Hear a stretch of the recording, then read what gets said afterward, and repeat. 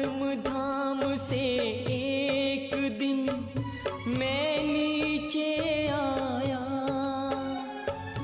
आकर के 2 युग तक मैंने स्वर्णिम सुख पाया, स्वर्णिम सुख पाया। मैं देह से न्यारा हूँ, बाबा का प्यारा हूँ। मैं देह से न्यारा हूँ, बाबा का प्यारा हूँ।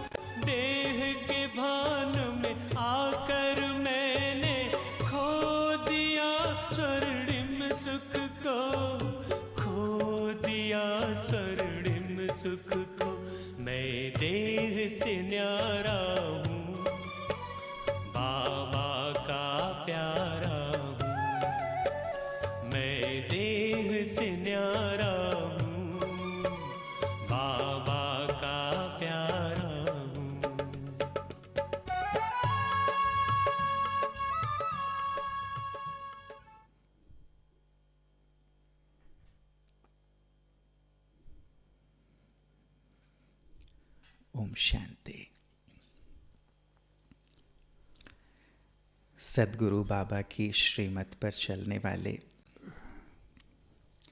उनके वरदानों में पलने वाले आप सभी मास्टर सद्गुरुओं का आज के इस प्रश्नोत्तरी सत्र में हार्दिक स्वागत है, अभिनंदन है।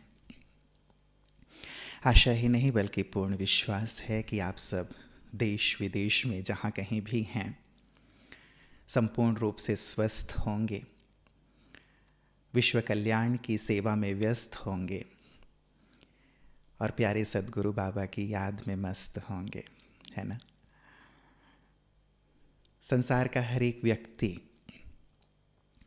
आज प्यारा बनने की कोशिश करता है, अच्छा प्रयास है, अच्छी कोशिश है, लेकिन इस प्रयास में कई बार वो उलझ जाता है। सबका प्यारा तो कोई बन ही नहीं पाता। बाबा ने एक बहुत सुंदर आध्यात्मिक सिद्धांत हम सबको दिया है जो संसार में अन्यत्र कहीं नहीं है।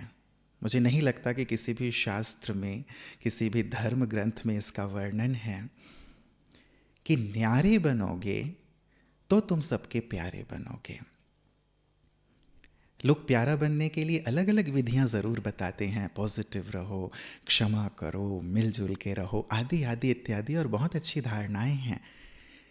लेकिन एक गहन जो बात है जो बाबा ने हमें बताई कि न्यारे हो जाओ तो सबके प्यारे बनोगे। संसार में एक ही है जो सबका प्यारा है और वो है हमारे प्यारे बाबा। कारण वो न्यारे रहते हैं। 1936 से लेकर के शिव बाबा ने और 1969 से लेकर दोनों ने, बाप दादा ने हम सबको यही सिखाया, न्यारे बनो। न्यारे रहोगे तो सबका प्यार मिलेगा।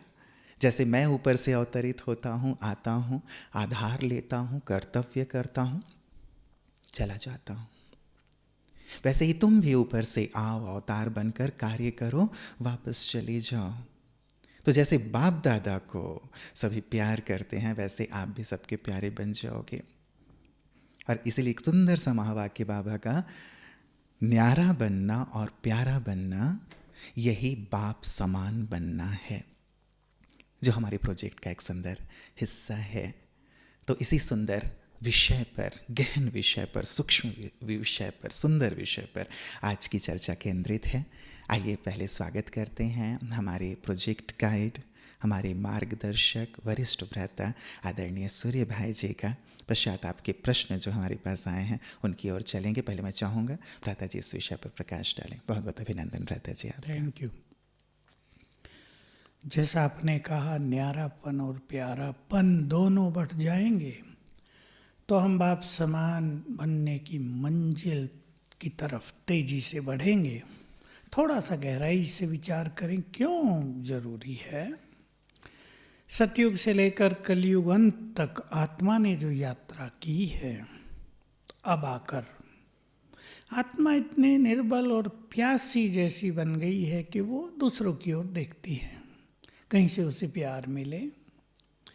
तो एक्सपेक्टेशंस ने, आत्मा की कमजोरी ने, मन के विभिन्न विचारों ने उसकी एक टेंडेंसी जैसी बना दी, यानी उसमें एक संस्कार पैदा कर दिया जो आप बहुत मनुष्यों में देखेंगे, जल्दी ही कहीं भी आसक्त हो जाना।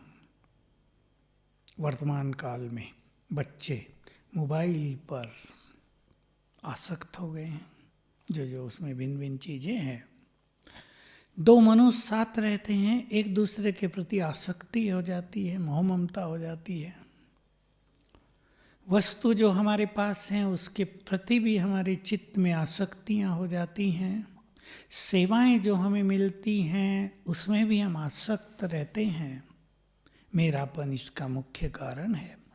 मनुष्य के पास जो अपने टैलेंट्स हैं, क्वालिटीज हैं, उसकी क्वालिफिकेशंस हैं, उसके गुण हैं, उसकी कार्य करने की विधियों में सफलता उसे मिलती है, अपनी सफलताओं में भी मनुष्य आसक्त हो जाता है। हम बहुत अच्छा काम कर रहे हैं, हमें अप्रिसिएशन बहुत मिल रही है, महिमा हो रही है हमारी, हम महिमा के योग्य हैं, उसमें कुछ बुराई नहीं। जो महिमा के योग्य है उसकी महिमा होगी ही, जैसे भगवान की होती है। पर हम उस महिमा में आसक्त हो जाते हैं। जीवन के भिन्न भिन्न एरियाज पर अगर हम दृष्टि डालें तो मनुष्य जहाँ भी संलग्न है वहाँ वो आसक्त है। इवन अपनी कुर्सी से, अपनी बेड से, अपने कमरे से, परिवारों में तो दूसरी बड़ी बात है, बच्चों से, पति पत्नी से, तो मनुष्य आसक्त होता है। और जब तक कहीं भी मनुष्य आसक्त है वो योग युक्त नहीं हो सकता। इन आसक्तियों में उसकी सूक्ष्म शक्तियाँ भी नष्ट होती रहती हैं। ये अति सूक्ष्म बात है। इसलिए आत्मा की डिग्री दिनों दिन डाउन होगी, जबकि जाना है हमें 100 तक। इसलिए न्यारे होना बहुत आवश्यक है।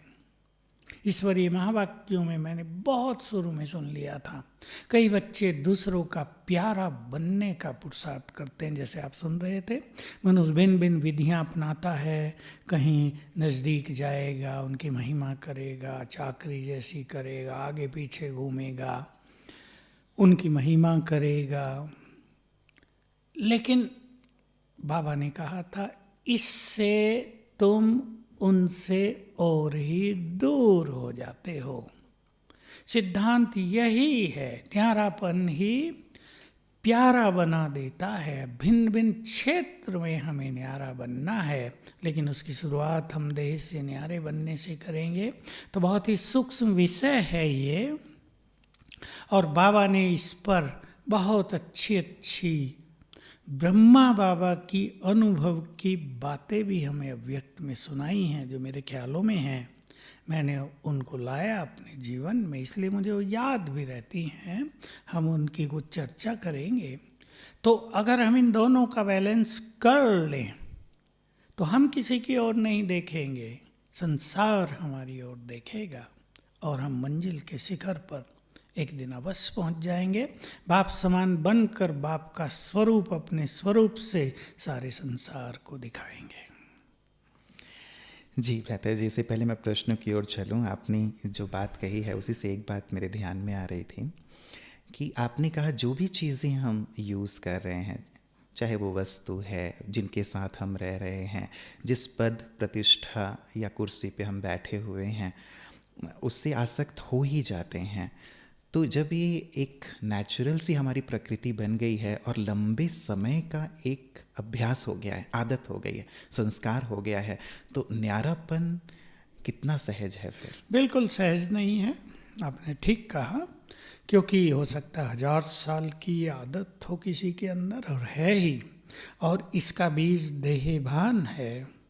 इसका बीज संसार की ये प्राप्तियां हैं।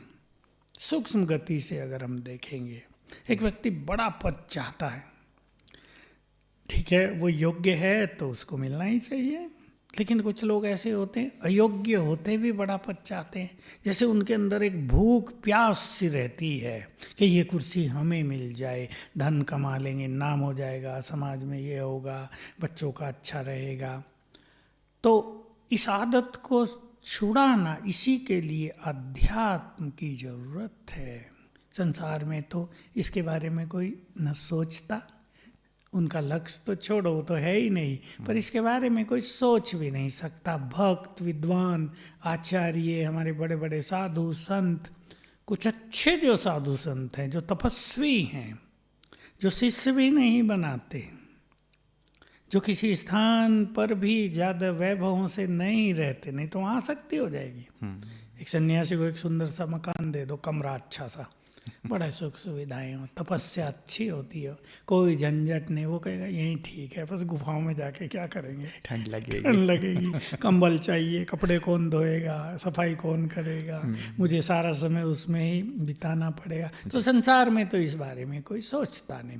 लेकिन अध्यात्म का पथ, और वो पथ जो भगवान ने स्वयं परम सद्गुरु बनकर दर्शाया है हम सबको, और एक ऊंचा लक्ष्य दिया है, तुम्हें परफेक्ट होना है, या अगर मैं आजकल की दुनिया की भाषा में कहूँ तो तुम्हें मुक्त होना है। शरीर छोड़ के मुक्त होने की बात पीछे, यहीं मुक्त होना है। अगर हम यहाँ मुक्त न हुए तो मृत्यु के बाद मुक्ति की कोई गारंटी नहीं, मिलेगी नहीं। हमें यहीं मुक्त होना है। तो इसके लिए आध्यात्मिक शक्तियाँ, राजयोग का पूर्ण अभ्यास, राजयोग अर्थात परमात्मा से हम परम सुख प्राप्त करने लगे, आत्मा परम आनंद में स्थित हो जाए, परम शांति मिल जाए, बहुत शक्तियाँ मिल जाए, परमात्मा प्रेम मिल जाए। अब जब ये सब भरपूर हो जाएंगे तो कुछ पाना उसकी जरूरत ही नहीं रहेगी। जमीन पे सो रहे वहीं परम सुख है, दाल रोटी खा रहे बस वही सब कुछ है, भोजन केवल उदर पूर्ति के लिए है। जी जी। तो बिना अध्यात्म के इस पे तो चिंतन भी नहीं हो सकता और लक्ष्य भी नहीं हो सकता ये किसी का। लोग तो आगे बढ़ने को सर्वस्व मानते हैं, लेकिन आगे बढ़ते हुए भी न्यारापन रहे, ताकि आगे बढ़ना भी हमें बांधने न लगे। आसक्तियाँ मनुष्य को बांधती हैं। जी जी। अब देखिए परिवारों में भी अगर आप ले लो तो माँ बाप बच्चे बंधे हुए ही तो है ना। अगर न्यारा प्यारापन हो तो जीवन का आनंद लेंगे। जी जी। शायद यही कारण है, मुझे लगता है ब्रता जी, कि जो सन्यासी थे वो सब कुछ छोड़ के चले जाते थे ताकि वो साधना में कोई खलल ना पड़े। अब बाबा ने हमें एक बहुत बड़ा चैलेंज दे दिया है कि नहीं, कहीं गुफा कंदरा में नहीं जाना, यहीं रहते हुए यहीं रहते हुए करना है। तो उसे सहज कैसे करें, वही आज की चर्चा ब्रता जी। मैं इसमें कुछ कह दूं आपका जी, प्रश्न बढ़ने से पहले। जी। सन्यासी सब कुछ छोड़कर चले गए अनासक्त होने के लिए, और बाबा कहते छोड़ना कुछ नहीं है, कार भी रखनी है, बाइक पे भी घूमना है, पैसा भी रखना है और अनासक्त होना है। परिवार वालों को छोड़ के भागना कहीं नहीं, बच्चों की पालना करनी, उन्हें प्यार देना है, संबंध निभाने हैं, लेकिन होना है न्यारा। तो शायद संन्यास से भी 10 गुना बड़ा चैलेंज है। जी जी। इसलिए गहन साधनाओं की जरूरत आवश्यकता है। जी जी। बाबा हमें शायद राजा जनक बनाना चाहते हैं कि रहो लेकिन जनक की तरह। प्रश्न है व्रत जी कि सारी दिन कर्म करते हैं तो कर्म का प्रभाव तो आता ही है, यहाँ न्यारापन कैसे संभव हो? बिल्कुल, कर्म का प्रभाव आएगा ही। और मनुष्य को एक नेचुरल सी थिंकिंग या संस्कार हो गया है, भाई मुझे ये करना, मैं ये करूँगा, मैं वहाँ जाऊँगी, मुझे ये काम करने। तो ये यहीं से बंधन शुरू हो जाता है, उसका प्रभाव शुरू हो जाता है, उसका चिंतन शुरू हो जाता है। कुछ काम नहीं हुआ या अधूरा हुआ, उसका इफेक्ट मन पे रहता है। लेकिन यदि हम अपने कार्यों में, कर्म क्षेत्र पर जाने से पहले कुछ सुंदर अभ्यास करके चलें और कुछ चीज़ों को अपने जीवन का अविनाशी अंग बना दें, कुछ विचारधाराओं को। जैसे किसी भी कर्म से पहले जो स्मृति हमारे अंदर होगी उसका इफेक्ट पूरे कर्म पर पड़ेगा। अब कोई व्यक्ति घर से ऑफिस के लिए निकल रहा है, उसे 3 मिनट 5 मिनट साइलेंस में बैठ जाना चाहिए, मेडिटेशन जिसे हम कहते हैं, और बातें करें कि आज मुझे ये कार्य करना है। सब सरलता से हो जाएगा। मेरे साथ स्वयं भगवान है, उसकी शक्तियाँ मेरे साथ काम कर रही हैं, वो करण करावनहार है, मैं तो केवल निमित्त हूँ और जिम्मेदार वही है, और सहज भाव से मैं इस कार्य को कर लूँगा और आज मैं अपने हर कार्य को एंजॉय करूँगा। और बाबा को योग लगाकर फिर कर्म क्षेत्र पर जाएं। इस चीज़ को 2-4 बार दोहरा लें, बस कर्म का इफेक्ट कम होता नजर आने लगेगा। ये तो श्योर है कि एक दिन में ये काम नहीं होता जी, क्योंकि हजारों साल की कर्मों के प्रभाव में आने की जो हमारी स्थिति है वो बनी हुई है। It will take time. लेकिन अगर कोई 6 मास भी ऐसा अच्छा अभ्यास कर ले तो कर्म करते हुए कर्म से न्यारापन, जैसे परमात्मा शक्तियाँ मेरे साथ लगी हुई हैं और कार्यों का जो परिणाम होगा उसके प्रभाव से भी न्यारापन, और जब हम कर्म करके वापस आएंगे तो एन्जॉयमेंट लेकर घर वापस आएंगे। बहुत सुंदर आपने एक अभ्यास दिया भ्राता जी कि उसका कर्म से के शुरुआत में यदि कुछ स्मृति हो तो एक अच्छा प्रभाव सारे कर्म क्षेत्र पे रहता ही रहता है। भ्राता जी कुछ प्रैक्टिकल से प्रश्न हैं और एक साथ मैं ले रहा हूँ इनको। जैसे कॉलेज के स्टूडेंट्स हैं, बच्चे जो बाबा के ज्ञान में हैं, या फिर स्कूल जाने वाले भी बच्चे हैं, जॉब में अनेक साथी हैं जो ज्ञान में नहीं हैं, या लौकिक फ्रेंड का सर्कल है, तो ये सारे लोग दुनियावी बातें करते हैं, तो उनसे वहाँ पे हम न्यारे प्यारे कैसे बने? क्योंकि मिक्स होते हैं तो हमारा टाइम वेस्ट होता है, क्योंकि उनकी बातें तो बहुत ऊपर नीचे ही होती हैं, उनकी बातें भी हमें प्रभावित करती हैं, और मिक्स नहीं होते हैं तो फिर उनकी सेवा हम नहीं कर पाते हैं, ज्ञान योग से या फिर ब्रह्मा कुमारी से वो दूर हो जाते हैं। देखिए, ऐसा है कि भिन्न भिन्न तरह के बच्चे, किसी का बुरा संग, किसी का अच्छा संग, सभी बुरे तो नहीं, अच्छे भी हैं जी। कुछ बच्चे पढ़ाई की बातें करेंगे, क्वेश्चंस की बातें करेंगे, कोई टफ बात आ गई उसकी बातें करेंगे। तो दूसरे कुछ बच्चे ऐसे होंगे जो व्यर्थ में ज़्यादा रहते हैं, गंदी बातें करेंगे, निगेटिव बातें ज़्यादा करेंगे, कोई पॉलिटिक्स की बातें ज़्यादा करेंगे, कोई लड़ाई झगड़ों की बातें ज़्यादा करेंगे। इसमें मनुष्य ने अगर पहले से ही अपनी मनोस्थिति अच्छी बनाई होगी, मान लो एक स्टूडेंट ही है और वो अब कॉलेज में है या स्कूल में है, अब उसको ज्ञान योग में बहुत रुचि होगी, तो अगर वो स्वमान के बहुत अच्छे अभ्यास करेंगे तो उनके वाइब्रेशंस चारों ओर बहुत अच्छे फैलेंगे, और जब उनके वाइब्रेशंस फैलते होंगे तो उनके प्रति सभी का सम्मान बहुत अच्छा रहेगा, सभी उनको ऊंची नज़र से देखेंगे, और ये जो सब बातें हैं ये आएंगी ही नहीं। मेरे पास कई बाबा के बच्चों का जो स्टूडेंट रहे, अब बड़े हो गए, अनुभव है। हमारे दिल्ली के डॉक्टर गुप्ता हैं, उनकी लड़की है, नाम तो मैं नहीं लेना चाहता, कईयों को अच्छा लगेगा कईयों को नहीं। सुनाते थे कि शुरू से ही संबंधी भी और स्कूल कॉलेज के साथी भी सब कहते थे ये तो देवी है, क्योंकि उसकी स्थिति बहुत अच्छी होती थी। मैंने ऐसे बहुत सारी कन्याएं देखी, सफ़ेद वस्त्र पहन के जाती हैं, ठीक है, लोगों ने शुरू में कमेंट्स किए, फिर छोड़ दिया कमेंट्स करना, उसकी स्थिति देखकर उनसे प्रभावित होने लगे। तो जो अच्छे बच्चे थे वो उनके साथ आने लगे, अच्छे विचार ग्रहण करने लगे, अच्छी बातें सुनने लगे, तो पूरी क्लास में एक अलग माहौल बन गया उनके प्रति भी और उनके द्वारा भी।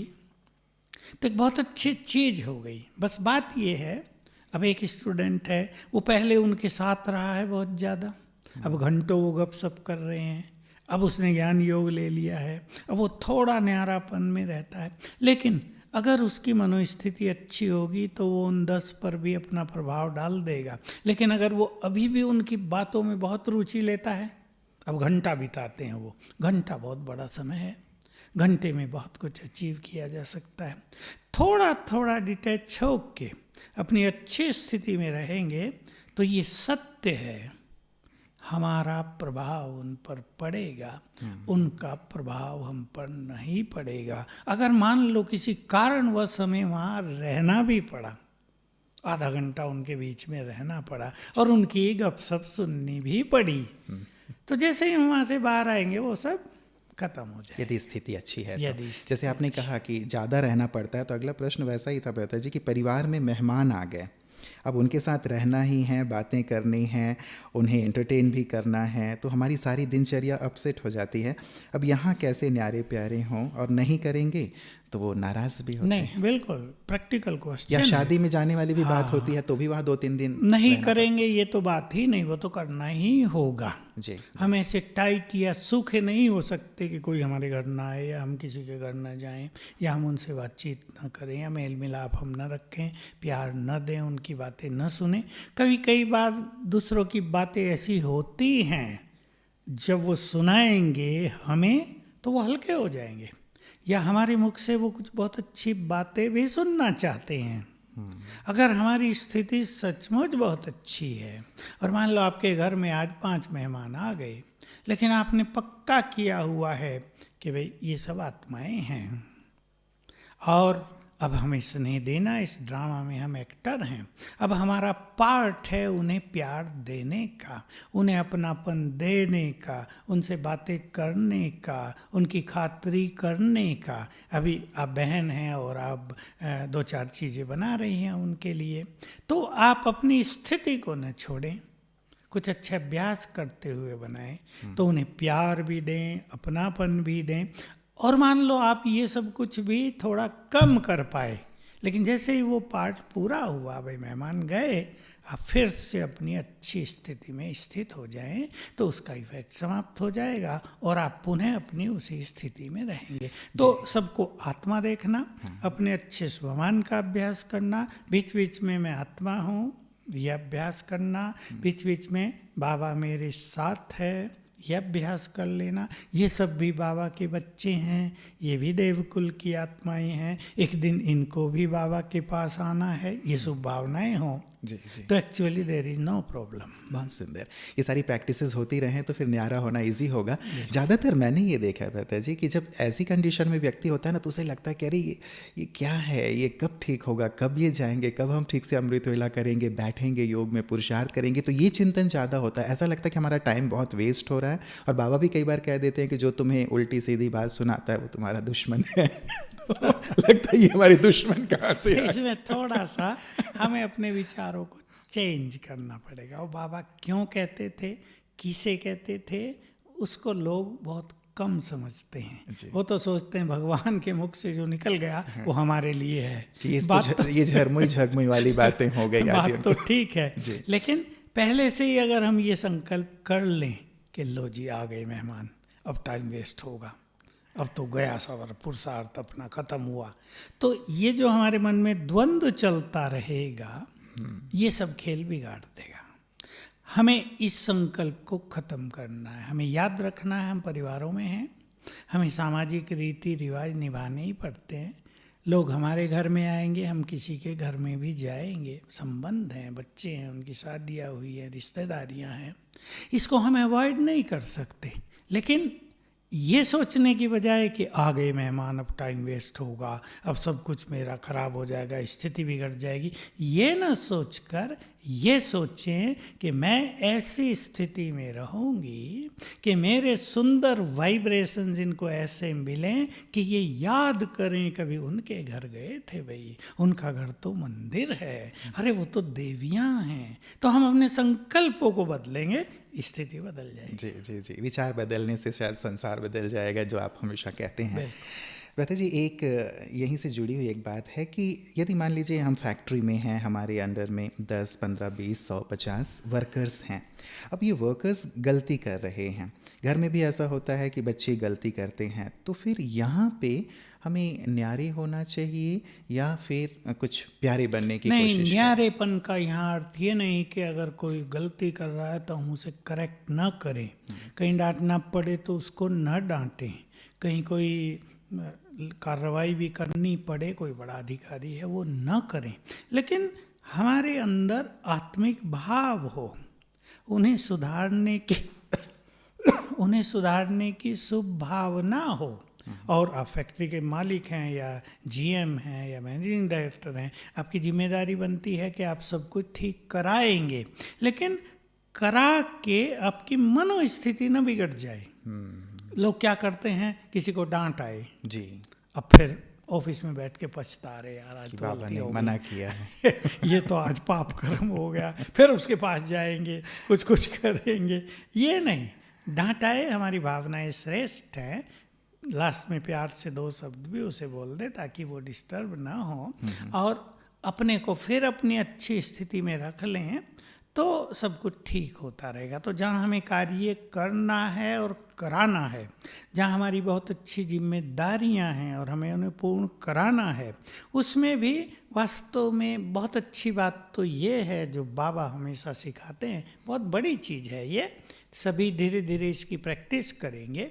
अगर हम ये अभ्यास करें, मैं स्वराज्य अधिकारी हूँ, यानी हम अपने पर राज करने लगें, अपने मालिक बन जाएं, तो जिनके हम मालिक हैं ना स्थूल में, चाहे आप बड़े अधिकारी हैं या मालिक हैं, वो आपकी बात स्वतः ही मानने लगेंगे, उनके मन में इतना सम्मान हो जाएगा। सच तो ये है कि वो ये चाहेंगे कि हम अपने कार्य इतनी जिम्मेदारी से करें कि जो हमारे बड़े हैं, मालिक हैं, अधिकारी हैं, उन्हें सोचना ही ना पड़े। और एक अच्छा वर्कर ये हमेशा सोचता है कि मुझे कार्य इस तरह करना चाहिए, चाहे लक्ष्य ये भी हो कि भाई बड़े राजी होंगे तो हमारा प्रमोशन होगा। प्रमोट होना तो हर व्यक्ति चाहता है और अच्छी बात है, लेकिन सब लोग जिम्मेदारी से कार्य करने लगेंगे, समस्याएं कम से कम आएंगी। मैंने तो ऐसा देखा और भगवान के महावाक्यों से ये सीखा कि मान लो आपके पास बड़ी फैक्ट्री है, उसमें मशीनें लगी हुई हैं और 10 इंजीनियर उनके लिए जिम्मेदार हैं, मैकेनिकल। अगर उनकी मनोस्थिति अच्छी है, अगर उनके मन के वाइब्रेशंस अच्छे हैं, तो वो सभी मशीनें कभी खराब होंगी नहीं। वाइब्रेशंस का इफेक्ट इतना ज़बरदस्त होता है, मतलब वाइब्रेशंस मशीनों पर भी कार्य मशीनों पर भी, क्योंकि संपूर्ण प्रकृति पर वो इफेक्ट डालते हैं, जी। मशीनरी पर भी। हमने गाड़ियों में देखा, हमारी मनोस्थिति अच्छी है, इंजन खराब होगा नहीं, होगा तो मामूली हो गया, अब पुराना ही हो गया तो होगा भी, लेकिन तुरंत पकड़ में आ जाएगी फॉल्ट, ठीक हो जाएगा। बिल्कुल बिल्कुल, बहुत सुंदर भ्राता जी। मतलब एक अच्छी स्थिति की आवश्यकता है, स्वराज्य अधिकारी हैं तो ये सब कार्य सहज होते जाएंगे। एक इसी से जुड़ा हुआ प्रश्न है भ्राता जी कि कभी सेंटर पर या कभी बड़े यज्ञ में बड़ी गलतियां होती हमें दिखती हैं, क्या हम न्यारे रहें इससे या उसके सुधार के लिए कोशिश करें? क्योंकि बाबा कहते हैं कि आप यज्ञ रक्षक भी हो, संकल्प तो चलते हैं। संकल्प तो चलते हैं और चलेंगे और चलने भी चाहिए, क्योंकि हम जिम्मेदार हैं जी, हम यज्ञ रक्षक हैं, हम मालिक हैं, यज्ञ हमारा है। लेकिन जो निगेटिविटी हो रही है उसका असर हम पे न आए, ये है न्यारापन। जो व्यर्थ है उस व्यर्थ से हमारी स्थिति न बिगड़े, ये है न्यारापन। लेकिन जो हमारी जिम्मेदारियां हैं, जो कुछ हम कर सकते हैं, कुछ चीज़ें ऐसी होती हैं जो हमारे अधिकार क्षेत्र से बाहर होती हैं, उसके बारे में हम सोचकर भी क्या करेंगे। लेकिन जो बेस्ट पॉसिबल है हमारे लिए करने का, वो हमें अवश्य करना चाहिए। और यज्ञ के लिए तो मैं एक ही बात कहूँगा कि किसी व्यक्ति को महत्व देने से पहले हमें भगवान के यज्ञ को महत्व देना चाहिए। उसमें हमें भी कुछ बलिदान करना पड़ रहा हो ना, यज्ञ के लिए, यज्ञ को सफल करने के लिए, यज्ञ को पावरफुल बनाने के लिए हमें भी कुछ बलिदान देना पड़ रहा हो, तो एक यज्ञ स्नेही आत्मा को, एक बुद्धिमान व्यक्ति को वो भी कर देना चाहिए। यज्ञ फर्स्ट, भगवान का यज्ञ है, भले वो इसका खुद जिम्मेदार है, वो रक्षक है, जिम्मेदारी भी उसकी है, लेकिन निमित्त उसने हमें बनाया है, तो हमें भी अपनी जिम्मेदारियां पूर्ण करनी चाहिए। जी जी, मतलब हमारी स्थिति अचल अडोल रहे और बाकी यज्ञ स्थिति बिगाड़ ली तो हम न्यारे नहीं हैं। बिल्कुल, मतलब यज्ञ के कल्याण के लिए हम अपना प्रयास करें लेकिन स्थिति अप्रभावित हो और बाकी जो हो फिर हम बाबा को अर्पित हाँ, करते इसीलिए चलें। ये थोड़ी बड़ी चीज हो जाती है, क्योंकि स्थिति बिगड़ती है लोगों की, उसमें इन्वॉल्व हो जाते हैं सब। लेकिन स्थिति को भी कायम रखें और कर्तव्य भी करें, यही एक सच्चे ज्ञानी और योगी की पहचान भी है। जी जी जी, कई बार लोग ये सोचते हैं कि भले हमें कुछ मिले ना मिले, हमारी स्थिति रहे ना रहे, लेकिन कम से कम यज्ञ में या फिर जो सेंटर में यदि कुछ ऊपर नीचे है हमारे कारण यदि ठीक हो गया तो हम इसके लिए अपनी कुर्बानी दे देंगे। नहीं, वो भी किसी हद तक ठीक है, लेकिन अपनी स्थिति इतनी न बिगाड़ लें कि वो फिर कभी बन ही ना पाए। अपने संबंधों को इतना न बिगाड़ लें कि वो फिर कभी सुधर न पाए।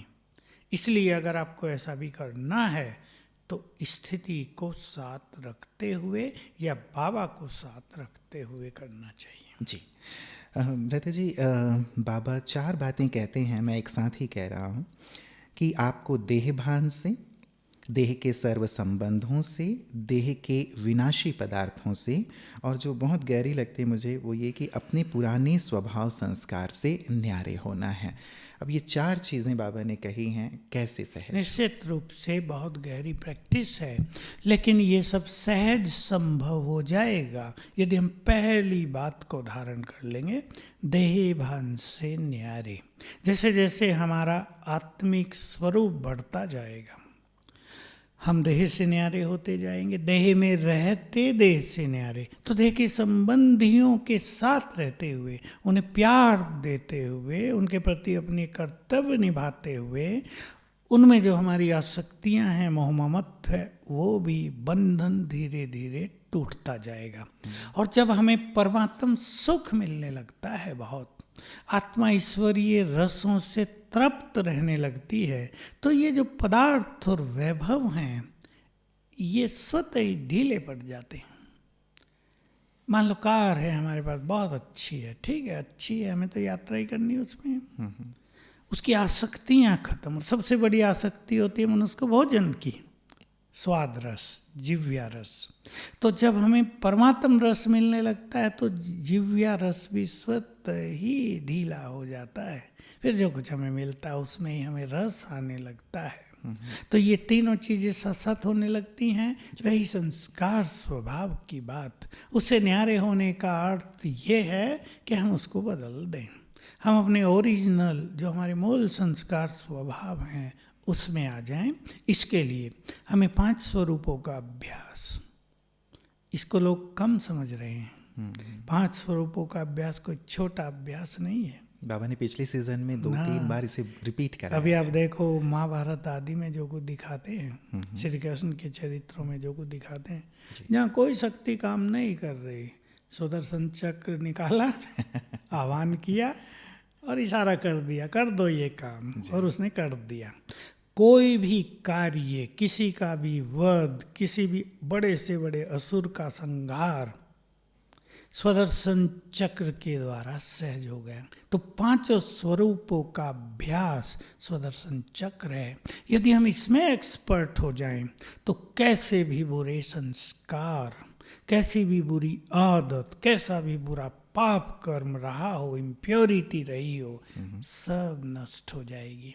तो ये सब हमें अपनाना होगा। जी जी, एक बैलेंस की बात बहुतों ने पूछी है ब्रता जी कि न्यारेपन और प्यारेपन एक बैलेंस की ही बात है, तो कुछ सहज युक्ति जिससे ये बैलेंस बना ही रहे, क्योंकि ज़्यादातर ये देखने में आता है, प्रश्न यही है कि जब न्यारे होते हैं तो बिल्कुल ही न्यारे हो जाते हैं और जब प्यारे होते हैं तो ज़्यादा ही प्यारे हो जाते हैं, फिर न्यारे होने की कोशिश करनी पड़ती है या प्यारे होने की। बिल्कुल जन्म जन्म की यही आदत है जी। कई न्यारेपन को किनारापन भी समझ लेते हैं, सबसे न्यारे हो जाओ, बस संन्यास ले लो, किसी से खत्म। बात नहीं किसी से बात नहीं करो, खाना पीना भी सूखा सड़ा, रह भी कैसे ही लो, बिल्कुल न्यारे हो गई वे हम तो, किससे हमारा कोई मतलब नहीं। वो मनुष्य को आदत पड़ी हुई है।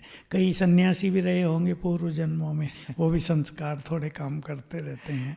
तो इसमें यह है कि अमृत वेले और 8 बजे तक, मैं कहूँगा 4 से 3:30 से 8 बजे तक हम अपने को बहुत अच्छी स्पिरिचुअल प्रैक्टिसेस में रखें।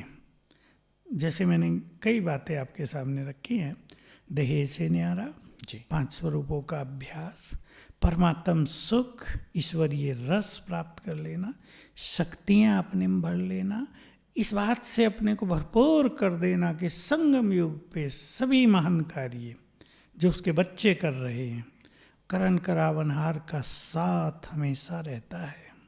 तो एक लक्ष्य बना लेना कि मैं और मेरे पन से हमें मुक्त होते चलना है। तो रोज 8 बजे तक हम अपने को बहुत सारी बातों से चार्ज कर लें। हर एक को अपने पास 10-12 ऐसी बातें रखनी चाहिए कि भाई रोज सवेरे मुझे ये सब कर लेना है। चाहे थोड़ा सा व्यक्त बोली पढ़ लेना, चाहे ये स्मृतियाँ अपने को दिला देना, मेरे साथ भगवान है, सफलता मेरा जन्म सिद्ध अधिकार है। 5 स्वरूपों के अभ्यास के द्वारा अपने मूल संस्कारों को जागृत करना, रोज जगाते जगाते आखिर वो जग जाएंगे फाइनली। तो 8 बजे तक अगर हम ऐसी स्पिरिचुअल प्रैक्टिस रखेंगे तो क्या होगा, जब हम कर्म क्षेत्र पर जाएंगे तो कम प्रभाव होगा। 10 बजे कोई चला गया तो 12-1 बजे तक उसका समय बहुत अच्छा बीत जाएगा। फिर हम इन चीज़ों को 5-7 मिनट में रिवाइज कर लें।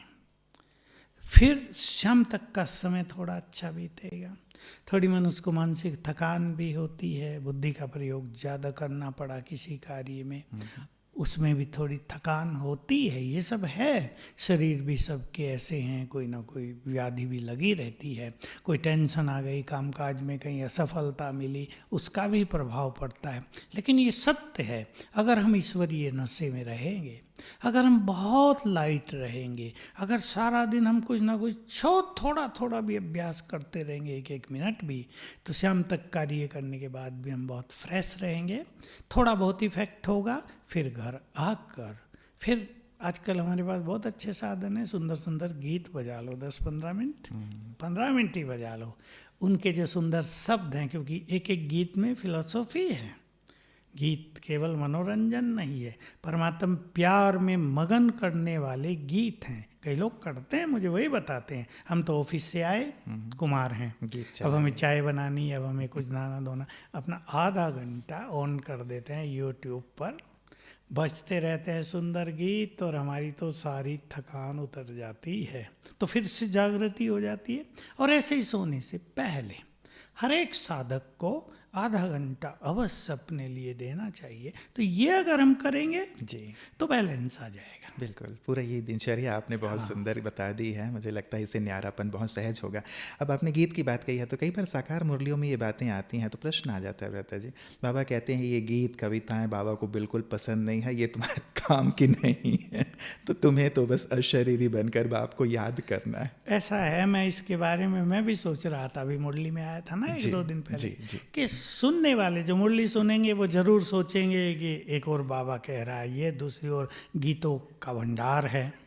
तो इसमें सत्यता क्या है वो मैं सबके सामने रख देना चाहता हूँ जी। बाबा ने ये गीत जो फिल्मों के थे और बहुत अच्छे गीत थे जो अध्यात्म से जोड़ते थे हमें, वो चालू कराई यज्ञ में और आते रहे, जिसको बाबा कहता था मैंने टच करके बनवाए हैं, हम ये जानते हैं। लेकिन ब्रह्मा बाबा जैसे जैसे अपनी संपूर्ण स्थिति की ओर आगे बढ़े, इतने डीप साइलेंस में रहने लगे थे, वो तो ब्रह्मा थे ना, next to god, Shri Krishna की आत्मा जिसकी महिमा ही महिमा है। तो लास्ट के 2 सालों में बाबा कहते थे अब बाबा को ये सब नहीं चाहिए, अब डीप साइलेंस। तो बाबा ये कहते थे, लेकिन बाबा ये भी कहते हैं जब उदासी आए, कुछ और हो, अच्छे अच्छे गीत बजा लो। तो ये कौन सा समय था, किसको कहा जा रहा था? अब ऐसे भी लोग बैठे जो लगातार गीत बजा रहे हैं, तो बाबा कह गए सब ये बेकार है, ये क्या धंधा कर दिया तुमने भाई ये मुक्ता का। तो हर चीज़ का एक बैलेंस होता ही है। लेकिन अब के हमारे गीत तो मैंने कहा ना एक फिलोसफी से भरे हुए हैं, डीप सीक्रेट्स हैं उनमें, परमात्मा प्यार में मगन करने वाले हैं वो गीत। मैं तो ऐसा कहूँगा जैसे सोए हुओं को, मूर्छितों को जगाने वाले हैं वो गीत। तो उनका सहारा लेना कोई गलत नहीं है। बिल्कुल।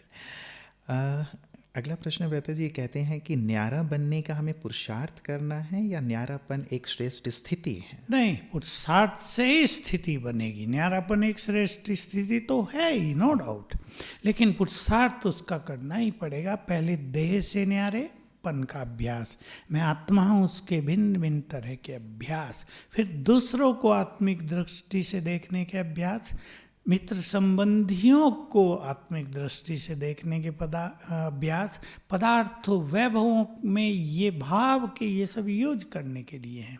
ये हमारे कोई परमानेंट साथी नहीं है। अब एक छोटी सी बात आप देख लीजिए, कभी साइकिलें होती थी, साइकिलों में आ सकती, स्कूटर आ गए, साइकिल फेंक दी लोगों ने, स्कूटर में आ सकती, फिर बाइक आ गई, सुंदर सुंदर युवक, वो स्कूटर बेकार की चीज़ है, छोटे लोगों का है बाइक, फिर कारें, अभी और भी क्या क्या चीज़ें। तो मनुष्य परिवर्तित होता जाता है ना, हम भी अभ्यास करते चले। तो ये जो पदार्थ हैं, वैभव हैं, ये परिवर्तनशील हैं। हो सकता है कोई और अच्छी चीज़ आ जाए तो ये भी छूट जाए। पहले टेप रिकॉर्ड होती थी, क्या था, फिर बड़ी बड़ी सीडियाँ आ गई, फिर क्या था, फिर और कुछ, अब तो सबके मोबाइल में सब कुछ है, तो चीज़ें छूटती जाती हैं। तो हम ऐसा अभ्यास कर लें कि ये सब चीज़ें परिवर्तनशील हैं। एक जाएगी, दूसरी आएगी, वो जाएगी, तीसरी आएगी, मिलती रहेंगी, तो अनासक्त भाव आता जाएगा। और कर्मों में भी प्रैक्टिस करेंगे तो प्रैक्टिस से ही स्थिति बनेगी जाएगी। न्यारापन और प्यारापन सिर्फ ब्राह्मणों का और फरिश्तों का गुण है या देवताई गुण भी है? देवताओं को कोई न्यारा होने की जरूरत नहीं है, क्योंकि देवताओं की एक स्थिति है, आत्माभिमानी स्थिति उनकी बनी बनाई है, उनको उसके लिए भी कुछ प्रैक्टिस करना नहीं पड़ रहा है। इसलिए ये ब्राह्मणों की और फरिश्तों की है, देवताओं की नहीं जी। लेकिन देवताओं के बारे में एक चीज भी है, वो आसक्त नहीं है। देवताओं के पास अथाह धन संपदा है जी। अब आप लक्ष्मी को देख लीजिए, बहुत सारे आभूषण हैं, श्री कृष्ण को भी हैं, नारायण को भी हैं, लेकिन लक्ष्मी धन की देवी है, वो उसमें आसक्त नहीं है जी। यानी स्पिरिचुअलिटी उनका लाइफ है विदाउट प्रैक्टिस। प्रैक्टिस यहाँ कर ली और स्पिरिचुअलिटी से भरे हैं वो, और ये जो भौतिकता उन्हें प्राप्त हुई है वो केवल यूज कर रहे हैं, और इतना अथाह है कि उसमें आसक्त होने की जरूरत नहीं। जब मनुष्य के पास कमी होती है ना, तब फिर या दूसरे के पास अच्छी है, मेरे पास ऐसी है, तो मनुष्य आसक्त होता है। अब माल ही अथाह है, ले जाओ जितना चाहिए, फिर भी भंडारे भरपूर हैं, तो आसक्ति इतना अथाह कि वो सतयुग से देते देते कलयुग अंत तक दे रहे हैं। प्रदा जी के अगला है, बाबा कहते हैं कि ज्ञान सहित न्यारा बनो, सिर्फ बाहर से न्यारा नहीं बनना है, परंतु प्रैक्टिकल जीवन में भले हम बाहर से अपने आप को न्यारा कर लेते हैं, लेकिन मन में कहीं ना कहीं घर परिवार आदि के संकल्प चलते ही रहते हैं, तो इसके लिए क्या करें? बिल्कुल, जरूरत तो यही है कि ज्ञान युक्त न्यारापन हो। और जैसे हम चर्चा कर रहे हैं, न्यारापन न तो किनारापन है और न सूखापन है। ये नहीं हम सिंपल भोजन खाते हैं और आज हमारे सामने अच्छा भोजन आ गया तो हम उसे नहीं खाएंगे, हम उसे खाएंगे पर अनासक्त भाव से खाएंगे। आज हमें राजाई मिल गई, हम कहेंगे हमें नहीं चाहिए तुम्हारी राजाई, हम तो न्यारे हैं, हम राज करेंगे लेकिन उसमें आसक्त नहीं होंगे। तो हमें ज्ञान का चिंतन, ज्ञान की प्रैक्टिसेज अपने पास रखनी चाहिए।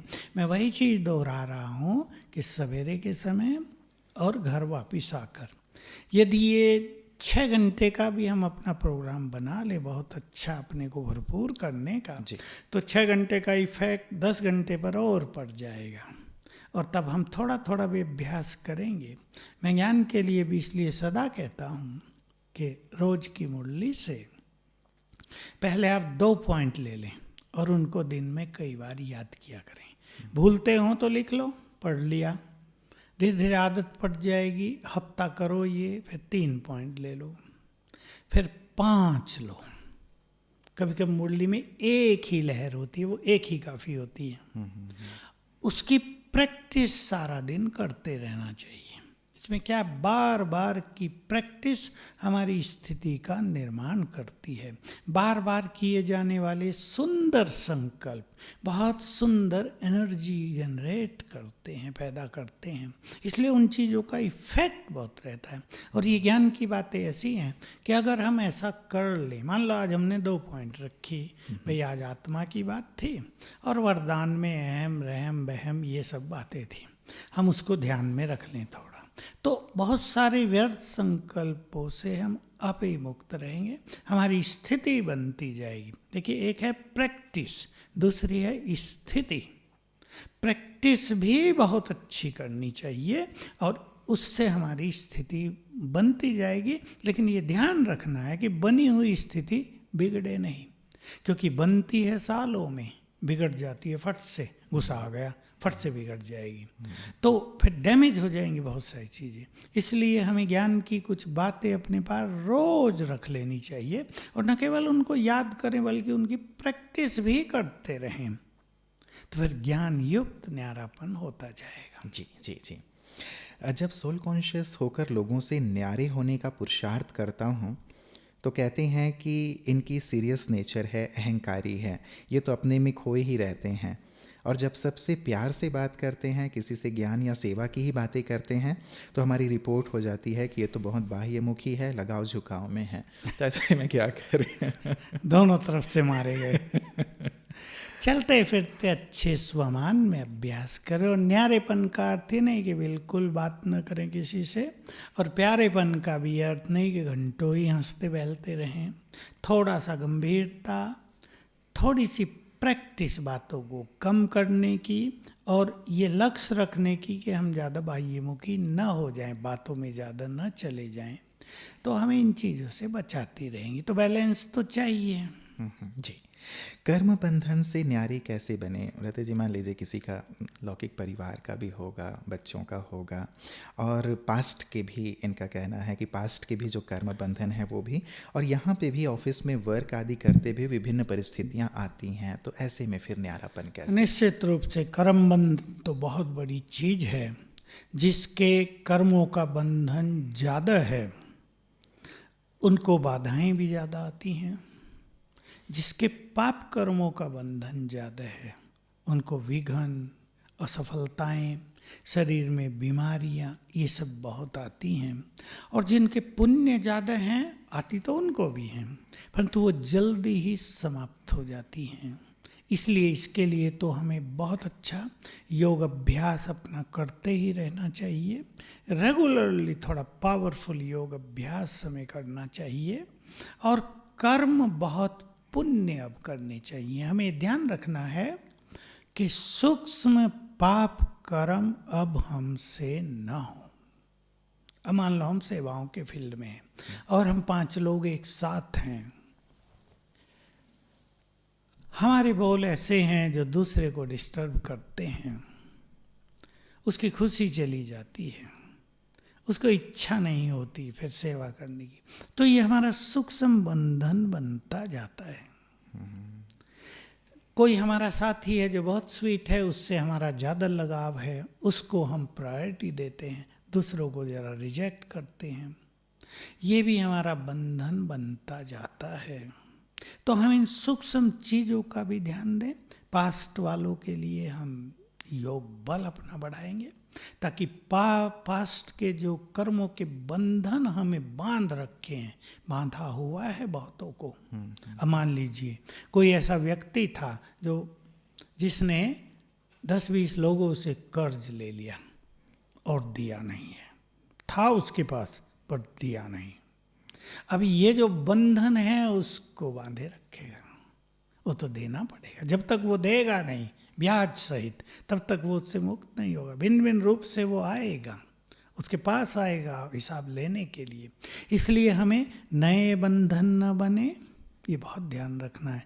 सूक्ष्म बंधन न बने, मैं और मेरा ये सूक्ष्म बंधन बना देता है, जिसको बाबा कहते थे सोने की जंजीर। तो सेवा भी कहीं कहीं सोने की जंजीर बन जाती है। मैं हमेशा उदाहरण देता हूँ, मुझे इस चीज़ का अपने पुरुषार्थ में बहुत ध्यान रहा। गीता क्योंकि मैं पहले से ही पढ़ता था और गीता का निष्काम कर्म योग मुझे बहुत आकर्षित करता था। तो उसमें थोड़े थोड़े जो कमेंटेटर्स थे उन्होंने उदाहरण भी दिए थे, लेकिन फिर मुझे समझ में आया, मान लो हमें किसी सेवा का सुंदर मौका मिला हुआ है, अब हमने 5 साल वो सेवा की है, हमें उसमें आनंद आ रहा है, हमारी उन्नति हो रही है, लोग भी वाह वाह करते हैं, हमें उस नज़र से देखते हैं, भाई इनकी ये सेवा बहुत सुंदर है। अब कल वो हमसे छुड़ा दी जाए, हमारी स्थिति बिगड़ गई, हम लड़ाई कर बैठे, क्यों क्या? तो इसका अर्थ हुआ हम उस श्रेष्ठ कर्म में भी आसक्त थे, यानी वो श्रेष्ठ कर्म भी हमारे लिए बंधन था। इससे मुक्त होने के लिए हमें निमित्त भाव से कार्य करना, और जब दूसरे को मिल रहा है तो परेशान ना होना कि अब भाई ये करेंगे मुझे इससे अच्छा मिलेगा। बस ये संकल्प लोग भूल जाते हैं जी जी कि अगर ये हमसे छुड़ाया जा रहा है, छुड़ाया भी क्या जा रहा, हम निमित्त थे, ठीक है हम करते थे, अब ये करेगा, लेकिन इससे अच्छा रोल हमें मिलने जा रहा है, तो शायद हम बहुत प्रसन्न रहें और कहीं हम आसक्त भी नहीं होंगे। एक छूटेगा, दूसरा आएगा, दूसरा छूटेगा, उससे सुंदर तीसरी सेवा आएगी, उससे सुंदर चौथा अच्छा कर्म आएगा, उससे 5, और ये क्रम बढ़ता ही जाएगा। लेकिन अगर हम आसक्त हैं तो हम उसी में रुक गए। अब देखिए, मैं कभी कभी सोचा करता हूँ, बहुतों में मेरापन बहुत है, ये एरिया मेरा, ये डिपार्टमेंट मेरा, ठीक है मेरा है, तो इसके मेरे के वो बंधन में आ गए हैं, अब इससे वो बाहर नहीं निकल सकते। दूसरे लोग आगे बढ़ के कहाँ निकल जाएंगे, वो वहीं रहेंगे, क्योंकि उस मेरे ने उनको बांध लिया है। इस चीज़ को यदि सभी लोग समझ लें तो मेरेपन को छोड़ देंगे, क्योंकि बाबा हमें निरंतर आगे बढ़ाना चाहता है, लेकिन हम इस मेरेपन के चक्रव्यूह में, इस बाउंड्री में अपने को बांध के रख लेते हैं। तो बाबा क्या करे, बंधे रहो भाई। तथास्तु। जी जी, बहुत गहन सी बात भ्राता जी आपने कही है। बातें बहुत सारी हैं, मैं केवल सार वाली बातें लेना चाहूँगा। बहुतों का प्रश्न है, परिवार के मुंह से न्यारा कैसे बने, जबकि परिवार में रहते उनका प्यारा भी बनना है। प्यार देना भी है, बच्चों की पालना भी करनी। मैं भी सोचा करता हूँ, जब बाबा कहता है ना निर्मोही बनो, मैं माताओं को देखता हूँ, प्रैक्टिकल अपना चिंतन बता रहा हूँ। माँ ने बच्चे को जन्म दिया, दूध पिलाया, पालना की, उसकी सफाई की, गंदगी धोई, उसको प्यार दिया, पाला, सुलाया, जगाया, तो उससे तो उसका मोह हो ही जाता है। अब उसमें तो वो बसने लगती है, वही उसका संसार बन जाता है। इसमें माताएं बेचारी क्या करें, लेकिन इसके लिए बहुत बड़ी स्थिति की ज़रूरत है। ये आत्मा है, ये बाबा ने आत्मा फूल हमारे पास भेजा, हमें इसकी संभाल करनी, प्यार भी देना है। और अगर आत्मिक दृष्टि रहेगी, अपनी आत्मिक स्थिति में रहेंगे, तो ये मोह जो बंधन बना हुआ है वो धीरे धीरे आत्मिक प्यार में बदलता जाएगा। और जब मोह आत्मिक प्यार में बदलता जाएगा तो उससे छूटना भारी नहीं लगेगा। नहीं तो मोह से छूटना माना डिप्रेशन आना। बहुत मैं देखता हूँ माताओं को, जब बच्चे बड़े हो गए, उनकी शादी हो गई और बहू ने कहा माँ बाप तुम्हारे कुछ नहीं लगते, भागो यहाँ से, और उसको लेके चली गई, तो बेचारी माता उदास हो जाती है कि जिस बच्चे के लिए इतना किया उसे मिल भी नहीं सकते, फ़ोन भी नहीं करने देती आजकल की बहुएं।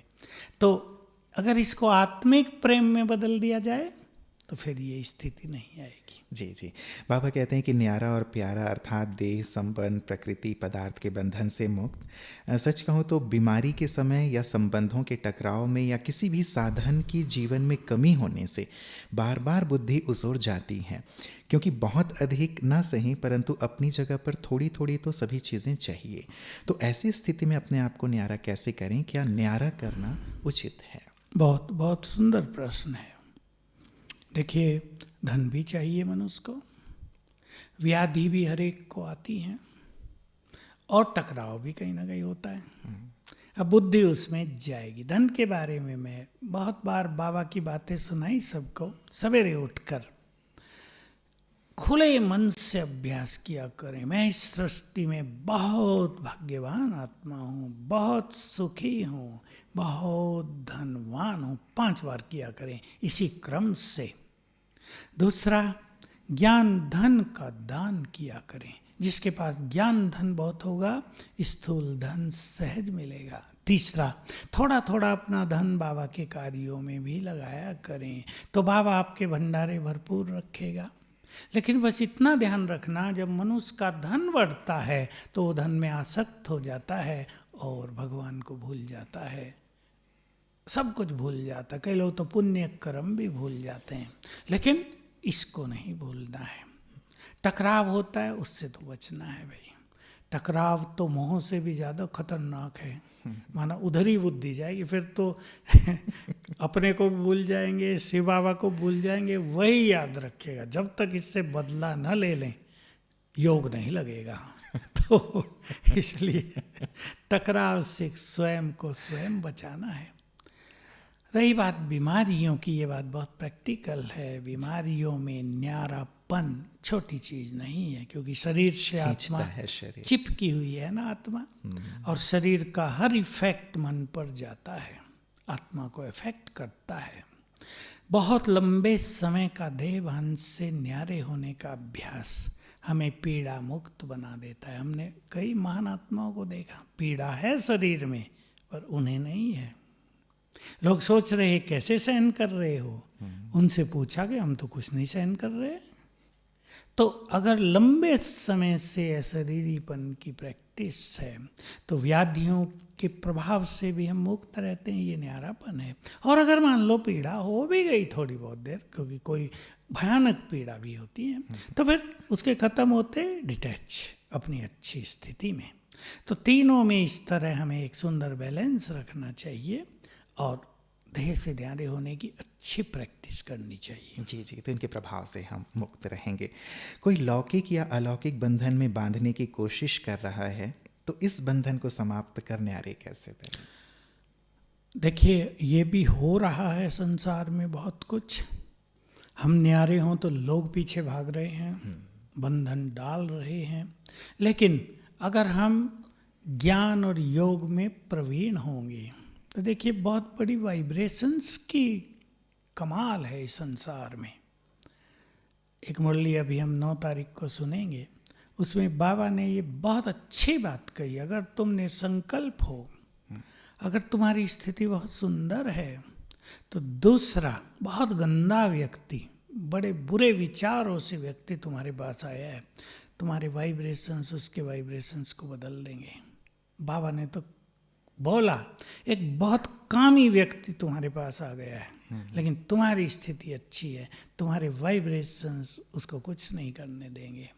बस ये वाइब्रेशंस हम अपने पावरफुल यदि बना लें, तो दूसरा व्यक्ति जो हमें बंधन में डाल रहा है, जैसा मैंने कहा डाल रहे हैं बहुत लोग, जी जी, तो भी हम न्यारेपन में रह सकेंगे, उन पर अपना प्रभाव डाल सकेंगे, अपने शुद्ध वाइब्रेशन से उनके वाइब्रेशंस को भी बदल सकेंगे। जी जी। कई बार इसमें आपको ऐसा नहीं लगता भ्राता जी, मुझे ऐसा लगता है कि व्यक्ति थोड़ा सा डावाडोल भी होता है कि सही क्या है, मतलब उसको जज करने में कि यदि कोई निमित्त कुछ कह रहा है या परिवार के बड़े कुछ कह रहे हैं, तो ऐसे में जज करने में भी कई बार दिक्कत होता है कि ये सही कह रहे हैं या मैं जो सोच रहा हूँ वो सही सोच रहा हूँ।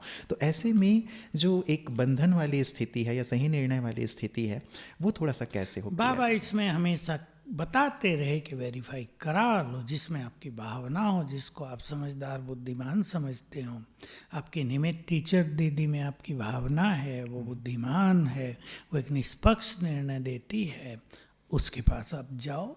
नहीं तो बाबा से बातें करो, अच्छा योग अभ्यास करो।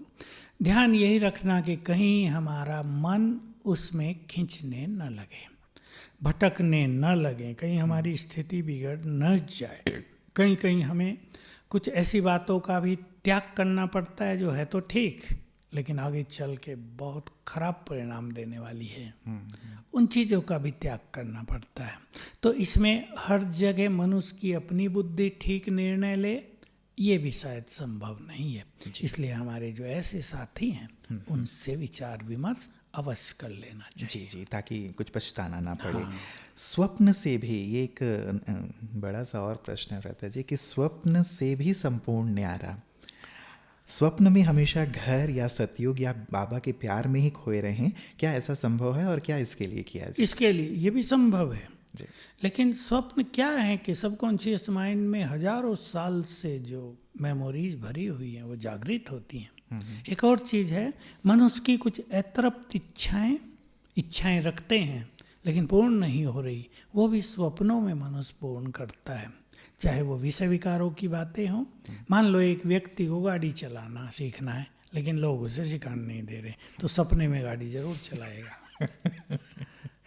एक व्यक्ति को हायर स्टडी करनी थी लेकिन बीच में छोड़ना पड़ा, उसको ऐसा जरूर दिखेगा एग्जाम दे रहा हूँ और यार ये तो याद तो कुछ भी नहीं है।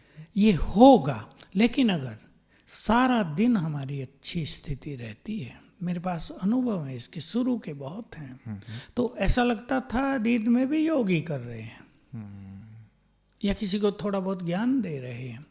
सोने से पहले अगर कोई ये स्थिति चाहता है तो उसे जो गलत चीज़ें हैं नेट आदि पे, उनसे तो मुक्त रहना पड़ेगा। सोने से पहले 1 घंटा बिल्कुल अपने को मुक्त कर दो, अच्छे गीत बजाओ, अच्छे अभ्यास करो, मुरलियाँ पढ़ो, एक सतो प्रधान स्थिति बनाकर सो, बाबा को साथ लेकर, फिर ये चीज़ संभव है। बहुत सुंदर, क्योंकि नेट देखते देखते ही आजकल कई लोग सोते हैं या ये फिर तो ये वही दिखाई देगा। जी, ये बहुत गहरी बात है। 1 घंटे पहले तो कम से कम मुक्त हो जाएं उससे। दिन में भी ज़्यादा उसमें इन्वॉल्व नहीं होना। कामकाजी उससे है वो अलग बात है, उसका बुरा इफेक्ट नहीं पड़ेगा, लेकिन फिर गंदी चीज़ें देखते रहना उसका बुरा इफेक्ट पड़ेगा। जी प्रथा जी, आपने शुरुआत में कहा, बस मैं अंत की ओर पहुंच गया हूं, कि आपने बाबा को भी देखा, मम्मा को या हमारी दादियों को, आपने खुद भी इतनी लंबी यात्रा आध्यात्मिक की है यात्रा, तो आपकी और इन्हीं जो आपने ऑब्जर्व किया, तो कुछ प्रैक्टिकल एग्जांपल्स देंगे कि ऐसी सिचुएशन थी और बाबा न्यारे और प्यारे रहे, या दादियाँ न्यारी और प्यारी रहें, या आपने स्वयं भी ऐसा अभ्यास किया है जो प्रैक्टिकल एग्जांपल के तौर पे? अब वो तो मुझे कितना याद आएगा अभी, क्योंकि पहले आप बता देते तो मैं सोच लेता। मैं तो आपको पहले कुछ भी नहीं बताता। पर बाबा को हमने देखा था कि बाबा बच्चों को शिक्षाएं दे देता था। ये बात तो मुझे ख्याल में रहती है कि मान लो कोई लड़के आ गए बाबा के पास, बाबा उन्हें शिक्षा देता था, थोड़ा स्ट्रिक्ट भी कर देता था, लेकिन फिर जब दूसरे से मिल रहा उसके बाद तो उसका कोई इफेक्ट नहीं पहली घटना का। या बाबा के पास कोई पत्र आया है, समाचार आया है, कई समाचार ऐसे थे जिनका दिमाग पर इफेक्ट होता है, जी कोई फलाने ने ये कर दिया उस सेंटर में, तो बाबा वो पढ़ लेता था। और बाबा के पास ये पावर थी कि लोग मिलने आ गए तो उसका इफेक्ट मिलन पर कुछ भी नहीं। तो ये तो वो तो ब्रह्मा थे और मोस्ट पावरफुल थे। लेकिन दादी प्रकाश मणि को भी हमने इस स्थिति में देखा, क्योंकि मनुष्य के लिए ये काम थोड़ा कठिन होता है। और वो भी जब वो रिस्पॉन्सिबल, हाँ, रेस्पॉन्सिबल व्यक्ति, कई ऊपर नीचे लोगों ने गड़बड़ कर दी, अब फिर आपको मुरली सुनाने जाना है, तो मुरली में वही रस दादी भी भर देती थी। कई बार हमें पता होता था ये बात चल रही है, लेकिन जब मुरली सुनाने आती थी तो उस बात का नो इफेक्ट। जिन्होंने किया वो भी सामने बैठे हैं, लेकिन वहाँ उस चीज़ का इफेक्ट नहीं। अब ये भगवान की बात है, उनसे पूछ रही है, हाँ क्या बताया बाबा ने, बताओ। है तुम बड़े होशियार स्टूडेंट हो, बताओ क्या क्या अच्छी बात कही आज बाबा ने। क्योंकि मुरली तब ऐसे होती थी, क्वेश्चन आंसर, दादी तो रस भर देती थी ना। तो ये हम देखते थे तो सीखते थे कि ये हमें सीखना है, एक घटना का इफेक्ट दूसरी पर नहीं। किसी का कुछ हो गया तो व्यवहार में वो चीज़ दिखाई न दे। जी फाइनल क्वेश्चन है प्रथा जी, बाबा कहते हैं कि न्यारेपन और प्यारेपन के शक्तिशाली वाइब्रेशंस वायुमंडल में फैलाओ, तो इसे किस विधि से हम फैलाएं? बस अशरीरीपन के वाइब्रेशंस, सबके लिए शुभ भावनाओं के वाइब्रेशन। जैसे ये संसार हमारे लिए है नहीं कुछ क्षणों के लिए, और मैं आत्मा हूँ और जा रही हूँ वापिस अपने धाम। जैसे हमें कुछ नहीं दिख रहा है, केवल अपनी प्रकृति कि शिव बाबा अपना घर, मुक्ति जीवन मुक्ति। तो ये न्यारापन हो गया ना संसार से, तो इसके वाइब्रेशंस चारों ओर फैलेंगे। साथ में जो बाबा का कहने का अर्थ है वो ये है कि लोग आसक्त बहुत हो रहे हैं पदार्थों में, सेवाओं में, सेवाओं से जो प्राप्तियां हो रही हैं उनमें। तो तुम एक ऐसा एग्जाम्पल बनो इन चीज़ों से परे। सेवा कर रहे, समर्पण, धन आ रहा है, समर्पण, मान मिल रहा है, तेरा। ऐसा एक माहौल बना दो चारों ओर, ताकि दूसरी अच्छी आत्माएं इसको फॉलो कर सकें। जी जी, बहुत बहुत शुक्रिया व्रता जी, बहुत ही गहन विषय है और उतनी ही गहनता से आपने अपने अनुभवों से इसे स्पष्ट किया है। विश्वास रखते हैं कि सभी इसका बहुत सुंदर अभ्यास करेंगे और अपने आप को न्यारा बनाएंगे। दिल से बहुत बहुत शुक्रिया व्रता जी। बहुत ही प्यारी चर्चा आदरणीय भ्राता जी के साथ हुई है और लगता है कि और भी गहन हो सकती है, क्योंकि प्रश्न और भी आपके थे। मुझे लगता है कि इन सार रूप में इन बातों को हम ज़रूर बार बार रिवाइज करें, प्रैक्टिस करें, अपनी दिनचर्या में इस बात को शामिल करें। और बाबा की दो बातें मुझे और विशेष याद आ रही थीं। बाबा ने 2 M हमें दिए हैं, उनकी को भी अपनी प्रैक्टिस में, इस न्यारे प्यारेपन में ज़रूर शामिल कीजिएगा। बाबा ने एक M दिया कि तुम सब जहाँ कहीं पे भी हो, लेकिन अपने आप को मधुबन निवासी समझो। यदि मधुबन निवासी हैं तो ना सेंटर मेरा है, ना घर मेरा है, ना बच्चे मेरे हैं, ना व्यापार मेरा है, मैं तो मधुबन निवासी हूँ। मधुबन मेरा घर है। ये जिम्मेवारी बाबा ने मुझे दी है, ये सेवा बाबा ने मुझे दी है। यदि ये भाव है, गहराई से हमने उसे एक्सेप्ट किया है, तो फिर न्यारा होना उनसे बहुत सहज हो जाएगा। ये बाबा के महावाक्य हैं। फर्स्ट M, खुद को मधुबन निवासी समझो। और दूसरा M बाबा ने कहा, खुद को मेहमान समझो। मैं संसार में हूँ, आया हूँ, मेहमान हूँ। और हम सब जानते हैं कि मेहमान बिल्कुल आसक्त नहीं होता, अटैच्ड नहीं होता। आया है, सब चीज़ों को एंजॉय करता है, आनंद लेता है, सबसे मिलता है, जुलता है, बहलता है, सब चीज़ें। लेकिन उसकी स्मृति में है, मेहमान हूँ, आज हूँ, कल जाना है। हम सब भी आज हैं, कल जाना है। तो इन दोनों M पे भी बहुत गहराई से प्रैक्टिस करेंगे तो निश्चित रूप से न्यारे होते चलेंगे और बाबा के समान प्यारे होते चलेंगे। हमें तो बाबा ने इतना सुंदर ज्ञान दिया है, इस ज्ञान को अपने जीवन में लाके हमें बाबा का प्यारा, विश्व का प्यारा बनना है। लेकिन उसके लिए सुंदर धारणा, न्यारे, देह से भी न्यारे, पदार्थों से भी न्यारे, संबंधों से भी न्यारे और अपने पुराने स्वभाव संस्कारों से भी न्यारे। तो ढेर सारी दुआएं और शुभकामनाएं आप सभी को कि बाबा की ये जो सुंदर हम सब के लिए प्रेरणा है, आश है कि जैसे मैं आता हूँ, चला जाता हूँ, जैसे मैं न्यारा हूँ, मेरे बच्चे भी न्यारे बने, तो हम सब मिलकर फॉलो फादर करें। ओम शांति।